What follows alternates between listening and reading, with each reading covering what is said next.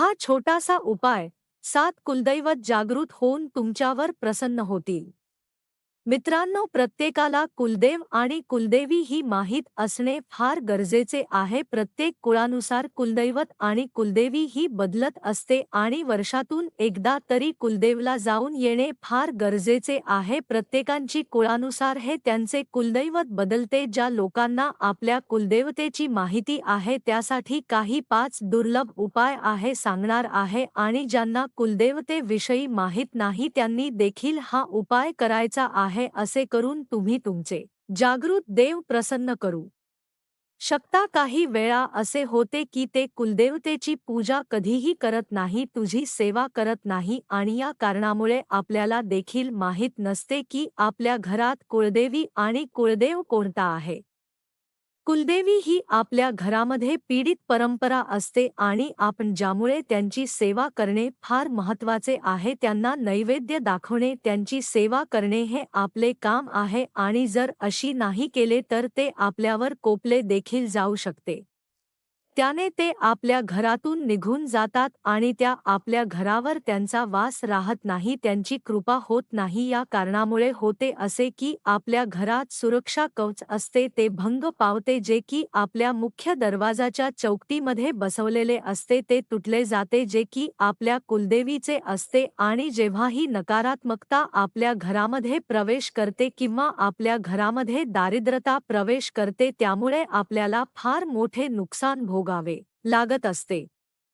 थोड्याशा पूजेने तुमचे पूर्ण आयुष्य बदलून जाते आणि तुमचा पुढे जो येणार मार्ग आहे तो देखील पूर्णपणे मोकळा होतो, जसे की तुमचे घरामध्ये बरकत येणे, आजारांना मोकळे करणे, घरात सुख शांती राहणे, पती पत्नी मधील आपापसात मधील प्रेम वाढवणे, आनंदाचे वातावरण निर्माण करणे, घरातील सदस्यांकडून योग्य व अचूक निर्णय घेतले जातील। हे सर्व कार्य जे आहेत ते आपले कुलदेवी आणि कुलदेवतेच्या कृपेने होत असते।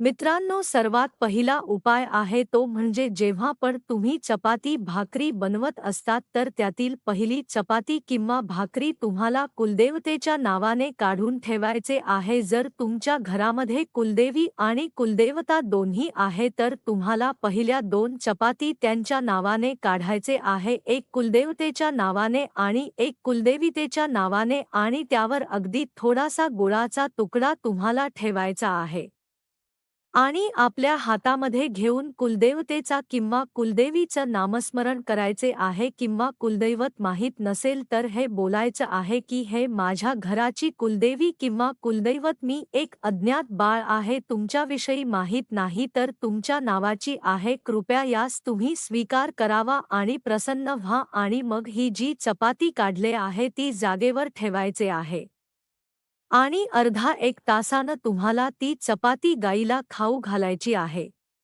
दुसरा उपाय आहे तो म्हणजे ज्या दिवशी तुमच्या हातामध्ये पैसे येतात किंवा तुम्ही जर व्यवसाय करत असाल तर तुमच्या हातामध्ये पैसा, आता तुम्ही कोणतीही नोकरी किंवा तुमच्याकडे कुठून देखील पैसे येत असेल तर त्या पैशाचे अगोदर तुम्हाला तुमच्या कुलदेवतेच्या नावाने काढून ठेवायचा आहे। त्यातला थोडा हिस्सा जरी तुम्ही काढून ठेवला तरी देखील चालू शकतात। आता जर तुम्हाला समजून जायचे आहे की तुम्ही 10,000 कमवत आहात, त्यातलं तुम्ही 10 रुपये काढा किंवा 100 रुपये काढा, हे तुमच्या इच्छेनुसार आहे। ज्यावेळेस आपण त्यांच्या नावाने पैसे बाजूस काढण्यास सुरुवात करतो तेव्हा माणसाला की 10 रुपये आपण काढतो त्यावेळेस समजून जायचे आहे की आपले कुलदेव किंवा कुलदेवी 100 रुपयासाठी आपल्याकडे पुढे येत असतात, आपल्या बरकतीसाठी मार्ग खुले करत असतात। 100 काढला तर 1000 रुपये हे नक्कीच देतील।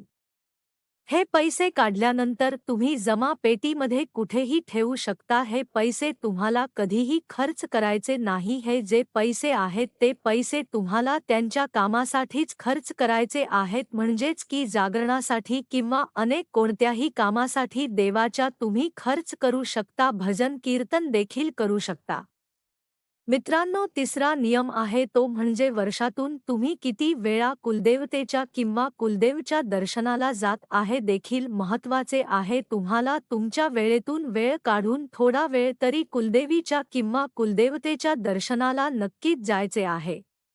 जेणेकरून तुमच्या ज्या काही अडचणी आहेत त्या अडचणी लवकरच दूर होण्यास प्रयत्न होतील. तुम्ही ज्या वेळेस त्यांच्या दर्शनाला जाऊन याल त्या वेळेपासून तुम्हाला ज्या काही अडचणी आहेत त्या अडचणी देखील नक्कीच दूर होतील. वेळ हा कोणाला मिळत नसतो, वेळ हा आपल्या देवांसाठी आपल्याला काढावा लागत असतो.